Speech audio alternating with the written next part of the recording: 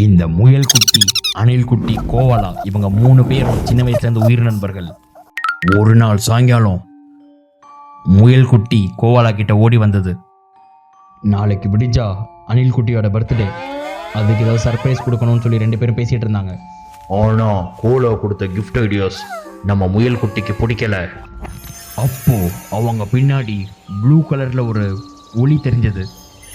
2 பேருமே அந்த ஒளியை பார்த்துக்கிட்டே இருந்தாங்க. அப்போ அந்த முயல் குட்டி சரி உள்ளே போவோன்னு சொல்லி அந்த ஒளிக்குள்ளே போயிடுச்சு. இந்த ப்ளூ கலர் கோவாலாவுக்கு ஒரே ஷாக் ஆயிடுச்சு. ஏன்னா அவன் நண்பன் மறைஞ்சு போயிட்டான். தான் ஃப்ரெண்ட் முயல் குட்டியை காணான்னு சொல்லிட்டு ஹெல்ப்புக்கு தன்னோட நண்பன் அணில் குட்டியை வர வச்சிருச்சு. இப்போ 2 பேரும் சேர்ந்து தேடிட்டு இருக்காங்க. ஆனால் 2 பேருக்கும் கிடைச்சது ஏமாற்றம் தான். அவங்க நண்பனை கடைசி வரை 2 பேராலையும் கண்டுபிடிக்க முடியல. கோவாலாவும் அணில் குட்டியும் தன்னுடைய நண்பனை காணான்ற கவலையில் அழுக ஆரம்பிச்சிட்டாங்க. அப்போ திடீர்னு ஒரு வெளிச்சம். என்னன்னு பார்த்தா மின்மினி பூச்சிகள் தன்னுடைய வெளிச்சத்தால் இவங்களுக்கு ஹெல்ப் பண்ணுது. இந்த 2 பேரும் அந்த பூச்சிகளுடைய வெளிச்சத்தை ஃபாலோ பண்ணிட்டு போனாங்க. அங்கே தூரத்தில் முயல் குட்டி சோகமாக உட்காந்துருக்கத 2 பேரும் பார்த்துட்டாங்க.